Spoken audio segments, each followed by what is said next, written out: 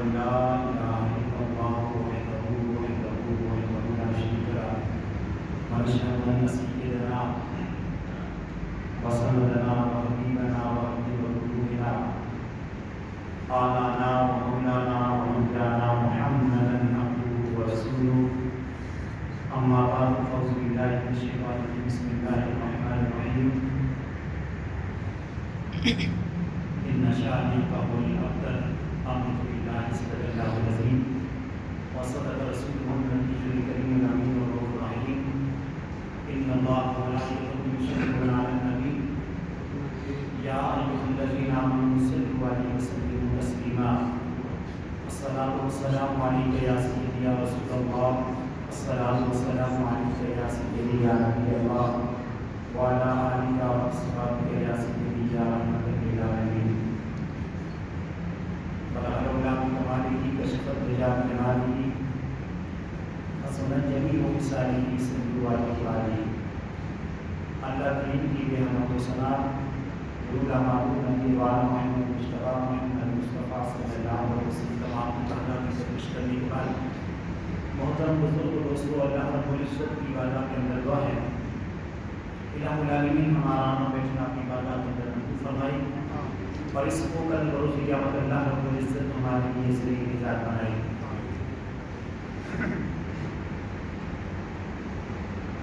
محرم شریف کا بابرکت مہینہ اختتام ہو گیا. سفر شریف کا بھی مہینہ تقریباً آدھا اختتام ہونے والا ہے. تو میں نے جو محرم الحرام سے موضوع لیا تھا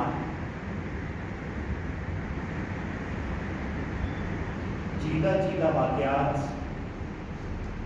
چیدہ چیدہ جو باتیں ہوئی تھی میدانی کربلا کے اندر امام الانبیاء صلی اللہ علیہ وسلم کے نواز حضرت امام حسین رضی اللہ تعالیٰ عنہ اور آپ کے رفقا کا جو سلسلہ ہوا یزید کے ساتھ جو ہوا میں نے وہ مختصر نام حضرات کے سامنے رکھا.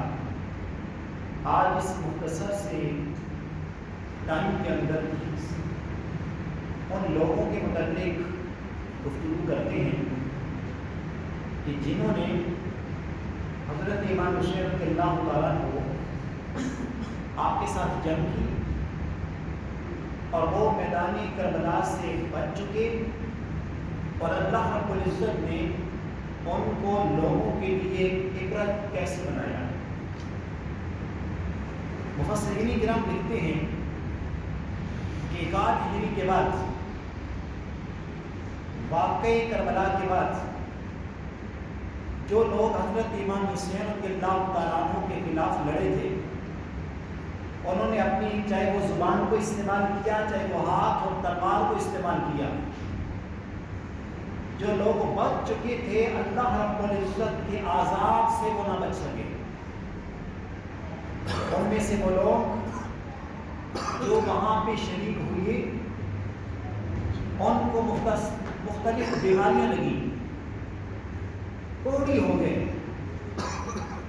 اور ان کے جسم پر ایسی ایسی بیماریاں لگی کہ انہوں نے تڑپ تڑپ کر جان اللہ رب العزت کے سپرد کی. اور مفسرین کرام لکھتے ہیں کہ جو لوگ وہاں پہ شریک تھے ان کو اللہ رب العزت اتنا عذاب دے گا کہ پوری کائنات میں نصف لوگوں کا عذاب ایک بندے کو ملے گا. آج جب کوئی میدان لگتا ہے اس میں جیت اور ہار بھی ہوتی ہے. جیتنے والے بھی شام کو اپنے دوستوں میں بیٹھتے ہیں، باتیں کرتے ہیں. ہارنے والوں کی بھی بیٹھک ہوتی ہے. وہاں پر بیٹھ کر کسی جگہ پہ بیٹھ کر اکٹھے ہو کر وہ اپنے میدان کی باتیں کرتے ہیں، اپنی کامیابی کی باتیں کرتے ہیں. یہیں پر بھی لوگ بیٹھے ہوئے تھے، میدان کربلا کا ذکر ہو رہا تھا. حضرت امام حسین رضی اللہ تعالیٰ عنہ کے جو خلاف بندے اٹھے جنہوں نے اپنی زبانیں استعمال کی، جنہوں نے ہاتھ استعمال کیا، جنہوں نے نیزے استعمال کیے، جنہوں نے تلواریں استعمال کی، ان کے متعلق گفتگو ہو رہی تھی۔ لوگ کہہ رہے تھے کہ جس نے زبان استعمال کی اللہ رب العزت نے عذاب اس پر بھیجا، وہ اس طرح جہنم رسید ہوا۔ جس نے تلوار اٹھائی اللہ رب العزت نے عذاب بھیجا، وہ اس طرح جہنم رسید ہوا۔ اور وہاں پہ ایک بوڑھا بیٹھا تھا، کہنے لگا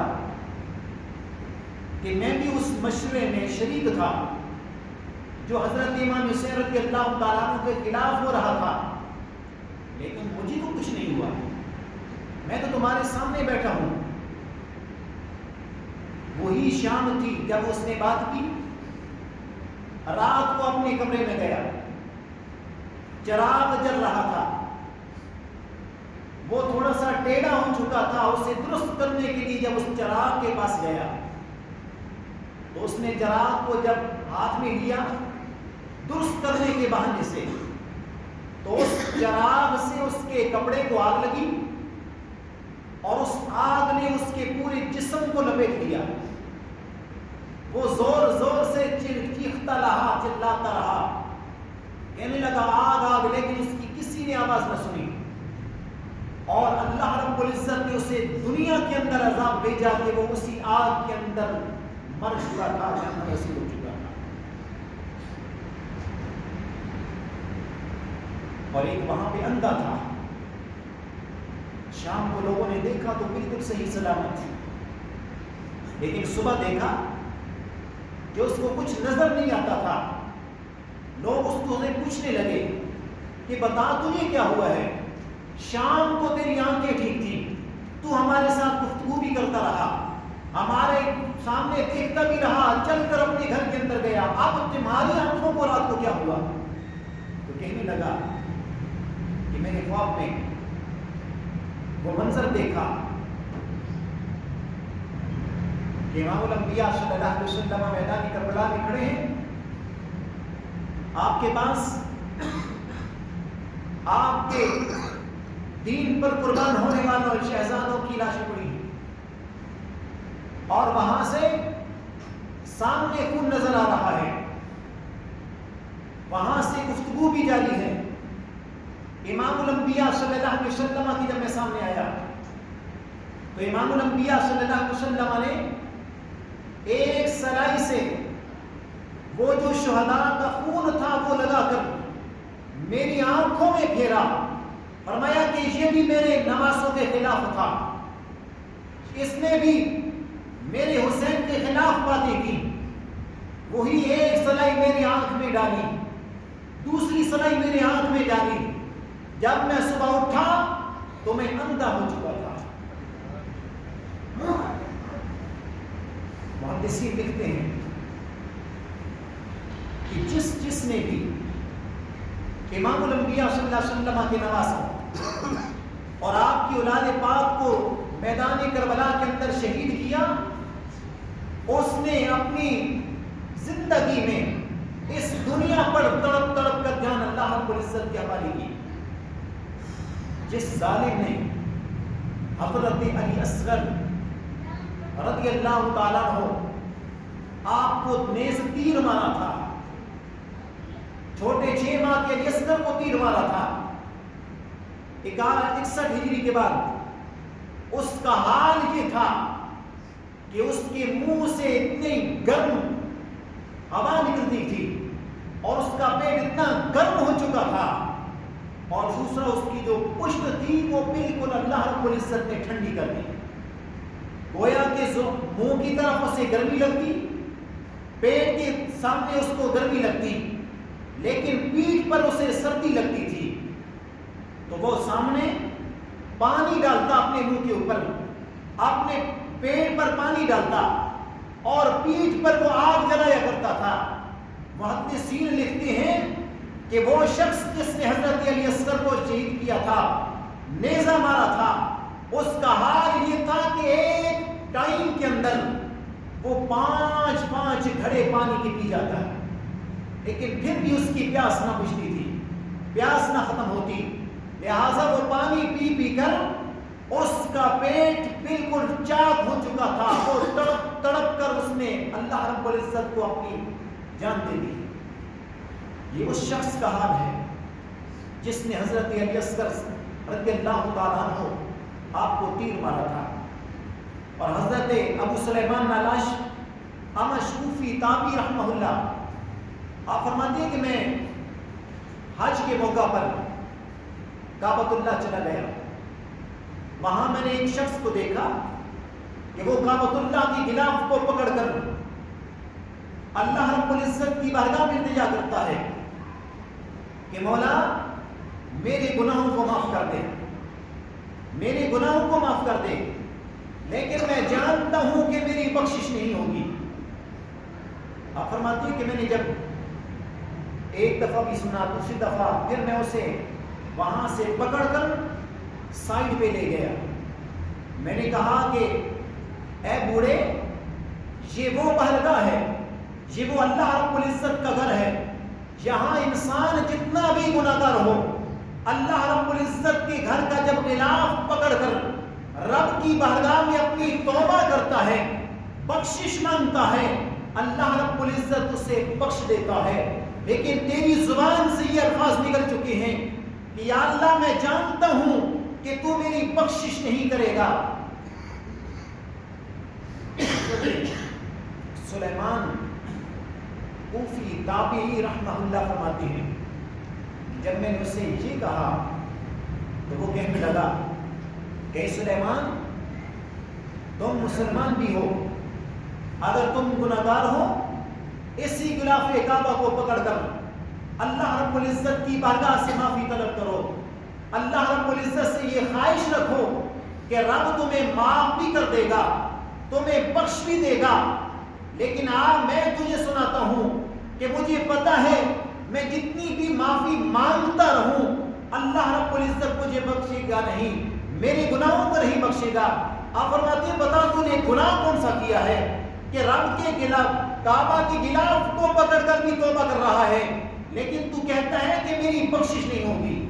تو کہنے لگا کہ میں ان 70 آدمیوں میں سے ہوں کہ جو 70 آدمی امام حسین رضی اللہ تعالیٰ عنہ کا سر لے کر یزید کے پاس گئے تھے, اور یزید نے وہ سر اپنے گھر میں لے گیا. اور سامنے جب یزید کی بیوی نے پوچھا کہ یہ کیا ہے, کہنے لگا کہ یہ حسین ابن علی کا سر ہے. تو کہنے لگی کہ اللہ رب العزت تجھے معاف نہ کرے, تم نے نماز رسول صلی اللہ علیہ وسلم کو شہید کروایا ہے. کہنے لگا تم خاموش رہے. اور وہ آگے چل کر بتاتا ہے کہ وہ سر وہاں پہ موجود تھا, اور مجھ جیسے 10 آدمیوں کی ڈیوٹی لگی کہ اس کے پاس پہرا دینا ہے. جب ہم پہرے میں کھڑے تھے میرے وہ ساتھی جب رات کا دوسرا پہر آیا وہ اونگتے ہوئے سو گئے, غافل ہو گئے. لیکن میں نے دیکھا کہ آسمان کی طرف سے ایک بادل آ رہا ہے. وہ بادل آ کر وہ گرجنے کے بعد ان میں سے ایک وہاں پہ کرسی رکھی گئی, اور اس کرسی پر نہایت ہی پیارے خوبصورت چہرے والا شخص, لمبے قد والا شخص وہاں پہ آ کر بیٹھ گیا اور کہنے لگے کہ پیارے حسین تم پر سلام ہو, تم میری اولاد ہو, انہوں نے میدان کربلا کے اندر تمہیں شہید کیا ہے, اللہ رب العزت کبھی ان کو نہ بخشے, انہوں نے تیرے ساتھ ظلم کیا ہے. اور وہاں پر میں نے دیکھا ایک اور بادل آیا, وہاں پہ پھر ایک کرسی لگی, وہاں پہ ایک اور شخص وہاں پہ بیٹھا. جب وہ پہلا بندہ آ کر بیٹھا تھا تو اس نے ایک تعارف کروایا کہ یہ آدم صفی اللہ ہے. جب دوسرا بادل آیا اس میں حضرت نوح نجی اللہ آئے تھے, تیسرے میں حضرت ابراہیم آئے تھے. اتنے میں جب چوتھے میں دیکھا بہت حسین و جمیل صورت آتی ہے, تو کیا دیکھتے ہیں کہ محمد مصطفیٰ صلی اللہ علیہ وسلم آتے ہیں، پھر حضرت فاطمہ الزہرا آتی ہیں، پھر پیارے حسن آتے ہیں۔ سارا ماجرا میدان کربلا میں جو ہوا تھا امام الانبیاء صلی اللہ علیہ وسلم کے سامنے سنایا جا رہا تھا، اور میں نے سنا تھا امام الانبیاء صلی اللہ علیہ وسلم کے پاس حضرت آدم علیہ السلام نے تعزیت کی ہے، حضرت نوح نجی اللہ نے تعزیت کی ہے، حضرت ابراہیم نے تعزیت کی ہے۔ پھر امام الانبیاء صلی اللہ علیہ وسلم نے فرمایا اے فاطمہ الزہرا، یہ پیارا نواسا تھا، اس نے میدان کربلا کے اندر اللہ رب العزت کے دین کی خاطر اس نے سب کچھ لٹا دیا تھا۔ پھر امام الانبیاء صلی اللہ علیہ وسلم نے اس سر کو لے لیا، پیارے محبوب کریم علیہ السلام نے چوما، پھر پیاری فاطمہ الزہرا کی گود میں دیا، حضرت فاطمہ الزہرا نے چوما، پھر پیارے حسن آئے، انہوں نے حضرت امام حسین رضی اللہ تعالیٰ عنہ کے سر کو چوما۔ اے سلیمان، یہ میری آنکھوں دیکھا حال ہے، ابھی تک وہ سارے اونگ رہے تھے، اور ان میں سے امام الانبیاء صلی اللہ علیہ وسلم نے فرمایا تھا یہ وہ لوگ ہیں جو یہاں پر پیارے حسین کے ساتھ انہوں نے یہ کیا ہے، کبھی اللہ رب العزت ان کی بخشش نہیں کرے گا۔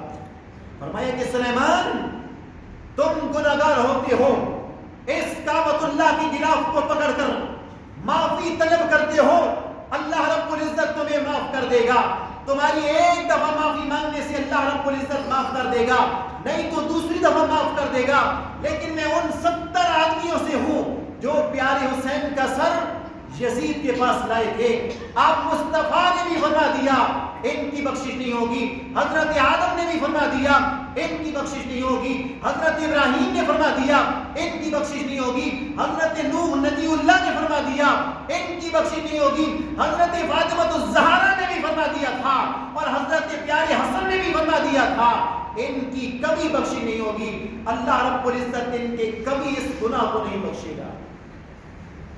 اور آگے چل کر فرماتے ہیں حضرت جلال الدین سیوطی رحمہ اللہ فرماتے ہیں کہ جو وہاں میدان کربلا میں حضرت امام حسین کے سامنے آئے، ان کی اولاد یہاں جہاں پہ تھی اللہ رب العزت نے چیچک بیماری بھیجی، اور ان ساروں کو چیچک ہوئی، اور اس چیچک کی وجہ سے وہ اندھے ہوئی گئے، اور جو بچ چکے تھے ان کو قتل کر دیا گیا تھا۔ اور وہاں پہ بعد میں سلیمان بن سرد یہ اٹھے، انہوں نے اپنے لوگوں کو اکٹھا کیا، اکٹھا کر کر بیت حسین لی، اور فرمایا کہ جس نے حضرت امام حسین رضی اللہ تعالیٰ عنہ کو شہید کیا ان کے خلاف اعلان جہاد کر کے یہ کھڑے ہوئے، اور یہ شام کے قریب آ کر دریا کے کنارے پہ وہاں پہ جنگ ہوئی، اور اس میں یہ بھی قتل ہو گئے۔ اس کے بعد مختار ثقفی وہ کھڑا ہوا اور کہنے لگا کہ میں خلیفۃ المہدی ہوں، اور جس نے حضرت امام حسین رضی اللہ تعالیٰ عنہ کو قتل کیا یا ان کے قتل میں شریک ہوا، ان کو چن چن کر اس نے مروایا، اور اپنے دربار کے اندر کہنے لگا کہ عمر بن سعد کہاں ہے؟ عمر بن سعد کے بیٹے کو بلایا گیا، کہنے لگے کہ بتا تیرا باپ کہاں ہے؟ کہنے لگا کہ وہ گھر میں موجود ہے۔ تو کہنے لگا کہ اس دن وہ گھر میں نہ بیٹھا جب پیارے حسین کو میدان کربلا میں شہید کیا گیا تھا، آج وہ گھر میں بیٹھا ہے۔ اس نے ابو عمر کو بھیجا، ابو عمر اس کے گھر میں جا کر اس سے قتل کر کے اس کا جو سر تھا وہ اپنی قبا میں چھپا کے مختار ثقفی کے سامنے لایا۔ مختار ثقفی نے جب دیکھا تو عمر بن سعد سے اس کے بیٹے سے کہنے لگا بتا یہ کون ہے، اس کو پہچانتے ہو؟ کہنے لگا ہاں میں پہچانتا ہوں، یہ میرا باپ ہے۔ تو وہ کہنے لگا کہ اب اس کے بیٹے کو بھی قتل کر دو۔ بھرے دربار کے اندر اسے بھی قتل کر دیا گیا۔ کہنے لگا کہ یہ اس کا باپ کا جو قتل تھا یہ پیارے حسین کا بدلہ ہے، اور اس کے بیٹے کا جو قتل ہے یہ پیارے علی بن حسین کا بدلہ ہے۔ اس کے بعد علی بن یزید جس نے حضرت امام حسین رضی اللہ تعالیٰ عنہ کا سر جدا کیا تھا، اس کے گھر میں ابو عمر کو بھیجا کہ جاؤ خولی بن یزید کا سر اسے قتل کر کے اس کا سر لایا جائے. وہ آیا, اس نے دروازہ کھٹکھٹایا. خولی بن یزید کی بیوی نے دروازہ کھولا تو کہنے لگا کہ بتا خولی کہاں ہے. خولی بن یزید کی جو بیوی تھی اس نے زبان سے یہ کہا کہ مجھے تو پتہ نہیں, لیکن اشارہ کر دیا کہ وہ وہاں مکان میں چھپا ہوا ہے. وہاں پہ اسے قتل کیا گیا اور قتل کر کے اس کی لاش کو جلا دیا گیا. اس کے بعد شمر کے لیے اسی مختار نے اپنی فوج بھیجی. یہ کوفہ اور بصرہ کے درمیان کلتانیہ ایک گاؤں ہے, وہاں ایک دریا ہے, اس کے کنارے پہ وہاں پہ یہ موجود تھا. اور وہاں سے ایک مزدور کو پیسے دے کر اور اسے مار پیٹ کر کہنے لگا کہ یہ میرا خط مصعب بن عمیر رضی اللہ تعالیٰ عنہ کو بھیج دے, وہاں لکھ دے کہ میں امان لینا چاہتا ہوں. ادھر مختار کے جو سپاہی تھے وہاں پہ پھر رہے تھے, تو وہ مزدور جب جا رہا تھا تو دوسرا مزدور اس سے ملا. کہنے لگا کہاں جا رہے ہو؟ کہنے لگا کہ مجھے شمر نے مارا ہے, بڑا تنگ ہوں. اس نے یہ خط دیا ہے کہ یہ مکہ کے اندر حضرت مصعب بن عمیر رضی اللہ تعالیٰ عنہ کو دیا جائے. جب اس نے سنا تو وہیں بھی ان کا ایک سپاہی مختار کا پھر رہا تھا, اس مزدور کو پکڑ لیا. کہنے لگا کیا ہے تمہارے پاس؟ کہنے لگا یہ خط ہے شمر نے دیا ہے کہ یہ مصعب بن عمیر رضی اللہ تعالیٰ عنہ کو پہنچانا ہے. تو وہاں پہ جا کر اس کلتانیہ گاؤں کے اندر شمر کو تلاش کر کے اسے قتل کر دیا گیا اور اس کی لاش کو کتوں کے لیے میدان کے اندر پھینک دیا گیا. اور اس کے بعد المختصر کہ ابن زیاد کو شہر موصل جہاں پہ موجود ہے وہاں سے 5 کلومیٹر دور پھر دریا ہے, دریا کے کنارے پر جنگ ہوئی اور اس میں ابن زیاد قتل کر دیا گیا. پھر اس کو قتل کر کے اس کی لاش کو جلا دیا گیا. یہ پیارے حسین رضی اللہ تعالیٰ عنہ کے قاتل ہے اور ان کا انجام دنیا میں ہو رہا ہے. اس کے بعد اس کا سر لے کر یہ کوفہ میں آ گئے اور اتفاق یہ تھا کہ 11 محرم الحرام کو امام الانبیاء صلی اللہ علیہ وسلم کے پیارے نواسی کا سر کوفہ کے دربار کے اندر ابن زیاد نے اپنے سامنے رکھا تھا اور کہنے لگا کہ یہ پیارے حسین کا سر ہے. معاذ اللہ یہ کذاب تھے. اور آج 6 سال کے بعد 67 ہجری کو یہی وہ دربار ہے, یہی وہ 11 محرم الحرام کا دن ہے. مختار نے دربار لگایا اور سامنے دربار کے اندر اس نے ابن زیاد کے سر کو اس دربار کے اندر سامنے رکھا گیا اور وہاں پر جتنے بھی قاتلان حسین تھے ان کے سروں کو رکھ دیا گیا. اور اللہ رب العزت نے دنیا کو دکھانا تھا کہ وہاں سے ایک پتلا سا سانپ آیا اور وہ سانپ جتنے وہاں پر قاتلان حسین کے سر پڑے تھے ان میں سے سونگتا ابن زیاد کے سر پہ آیا اور وہاں اس کے ناک سے داخل ہوا, اس کے منہ سے نکلتا تھا, پھر ناک میں داخل ہوتا, پھر منہ سے نکلتا. کئی بار وہ ایسا کرتا وہاں سے لوٹ گیا, کسی کو نظر نہیں آیا. یہ اللہ رب العزت نے لوگوں کو دکھایا تھا کہ جس نے بھی امام حسین رضی اللہ تعالیٰ عنہ اور آپ کی اولاد کے ساتھ اور آپ کے وہ لوگ جو آپ کے ساتھی میدان کربلا میں آئے تھے ان کے ساتھ جو ہے جو کچھ کیا تھا, اللہ رب العزت نے دنیا میں ان لوگوں کو دکھا دیا کہ لوگوں جو مصطفیٰ کریم کے ساتھ ایسا کرے گا, جو مصطفیٰ کریم کے صحابہ کے ساتھ ایسا کرے گا, جو مصطفیٰ کریم کے اہل بیت کے ساتھ ایسا کرے گا, اللہ رب العزت اسے دنیا میں عبرت کا نشان بنائے گا. اور یہ مختار نے بڑا کام کیا تھا. اگر کوئی صرف مشربے میں شریک ہوا, اس کو پتا چلا کہ یہ صرف مشربے میں شریک تھا, تو اس نے بھی وہاں پہ اسے بھی قتل کر کیا تھا. لیکن آخر میں اس نے دعوے نبوت کر دیا تھا. جب دعوے نبوت کیا تو حضرت عبداللہ ابن زبیر رضی اللہ تعالیٰ عنہ کو پتہ چلا. حضرت عبداللہ ابن زبیر نے ایک لشکر بھیجا کہ وہ لشکر اس نے مختار کو قتل کیا تھا اس دنیا کے اندر. اللہ رب العزت نے لوگوں کو بتایا تھا کہ لوگوں جو میرے دین کے ساتھ ایسا کرے گا، یہ وہ لوگ کہ جو میرے دین کے لیے محنت کرتے ہیں، میرے دین پر چلتے ہیں، میرے دین پر اپنی جانیں قربان کرتے ہیں، اگر کوئی ان کے ساتھ زیادتی کرے گا تو وہ ان کو قبر کے اندر تو عذاب ہونا ہی ہونا ہے، حشر کے اندر ہونا ہی ہونا ہے، لیکن اللہ رب العزت اسے دنیا کے اندر بھی ذلیل کرتا ہے. دعا کیا کریں کہ اللہ رب العزت ہمیں محبوب سے محبت رکھنے کی توفیق عطا فرمائے، صحابہ کے ساتھ محبت رکھنے کی توفیق عطا فرمائے، اہل بیت سے محبت رکھنے کی توفیق عطا فرمائے. وما علینا الا البلاغ.